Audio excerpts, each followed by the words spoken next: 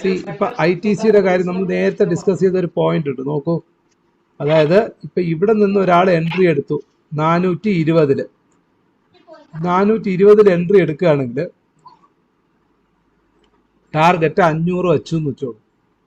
500 വെച്ച് കഴിഞ്ഞാൽ എത്ര പെർസെൻറ്റേജ്? 18%.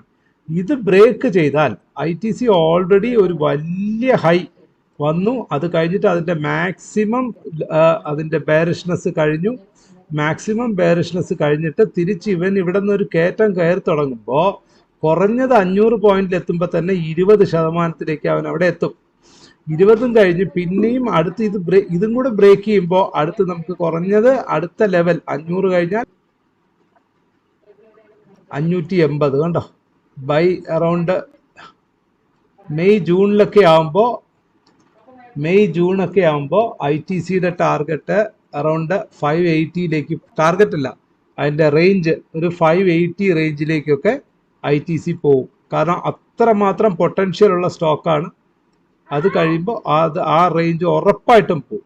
ഇപ്പോൾ ഈ കഴിഞ്ഞ ക്വാർട്ടർ കൊള്ളാം, അതിന് മുന്നത്തെ 2 ക്വാർട്ടർ ചെറിയൊരു ഡീമെറിറ്റ് ഉള്ളത് കൊണ്ട്, ഐ മീൻ എക്സ്പെക്ടേഷൻ മീറ്റ് ചെയ്യാത്തതാണ് അതിൻ്റെ ഒരു ഇമ്പാക്റ്റാണ് ഇവിടെ കാണിച്ചത്.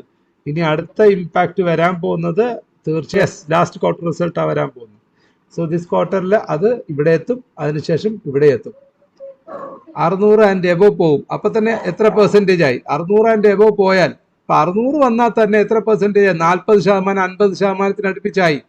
50 ആ റേഞ്ച്. അപ്പോൾ ഈ ഗ്യാരണ്ടീഡ് ആയിട്ട് നിങ്ങൾക്ക് ഉറപ്പിക്കാൻ പറ്റും എന്താണ്, ITCയിൽ നിങ്ങൾ ഈ 420ക്ക് മേളിൽ പോകുന്ന സമയത്ത് എപ്പോഴാണോ അപ്പോൾ നിങ്ങൾ ഇൻവെസ്റ്റ് ചെയ്ത് കഴിഞ്ഞാൽ പിന്നെ ഒരു കൊല്ലമല്ല, ഈ 24ലേക്ക് നിങ്ങൾ ഇൻവെസ്റ്റ് ചെയ്ത 1 lakh എടുത്ത് ഇൻവെസ്റ്റ് ചെയ്യാണ്. പിന്നെ ആ ട്രേഡ് അങ്ങ് വിട്ടേക്കുക. നമ്മുടെ ടാർഗറ്റ് ആയിട്ടുള്ള കുറഞ്ഞത് 1.5 ലക്ഷം രൂപ നിങ്ങൾ ഈ വർഷം അവസാനമാകുമ്പോഴേക്കും 1 ലക്ഷം 1.5 ലക്ഷമായിട്ട് മാറും. ഇത്രയും കൂടുതലൊന്നും, ഇതിൽ കൂടുതലൊക്കെ നിങ്ങൾ എക്സ്പെക്ട് ചെയ്യാൻ നിന്ന് കഴിഞ്ഞാൽ അത് that is not a trading, that is gambling. Okay, that's a difference. ഇതാണ് പ്ലാനിങ്ങോട്. ഈക്വിറ്റി ചെയ്യുമ്പോൾ ഒരു പ്ലാൻ വേണം, പദ്ധതി വേണം, എന്ത് ചെയ്യണം, എങ്ങനെ ചെയ്യണം എന്നൊക്കെയുള്ള ഒരു ഐഡിയ വേണം. എല്ലാ ദിവസവും എടുത്തിട്ട് ഇങ്ങനെ എനിക്ക് കാശ് കിട്ടിയോ നോക്കിക്കൊണ്ടിരിക്കലല്ല. ഇതിനിടയിൽ ഈ 600ന്റെ ഇടയിൽ നിങ്ങൾ ഉദ്ദേശിക്കുന്ന പോലെ മാർക്കറ്റ് ഇങ്ങനെ ഇവിടെ നിന്ന് കയറി കഴിഞ്ഞാൽ പിന്നെ ഒരേപോലെ ഒരു ഫ്ലൈറ്റ് പിടിച്ചതുപോലെ ഇവിടെ നിന്ന് ഇങ്ങനെ അങ്ങ് പോകുന്നതാണോ വിചാരം? അങ്ങനെയല്ല.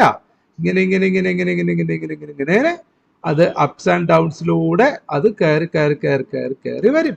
ക്ലിയർ ആയോ? ഞാൻ പറയുന്ന പോയിന്റ് ഒരാൾക്കെങ്കിലും മനസ്സിലായോ? ഈക്വിറ്റി ഇൻവെസ്റ്റ്മെന്റ് ചെയ്യുന്നത് പ്ലാനിങ്ങോടുകൂടി ചെയ്യുക, അല്ലാതെ പരിഭ്രമിച്ചിട്ട് ചെയ്യാനുള്ളതല്ല. ഈക്വിറ്റി ഇൻവെസ്റ്റ്മെന്റിൽ ചെയ്യുന്നത് പ്ലാനിങ്ങോടുകൂടി തന്നെ ചെയ്യണം.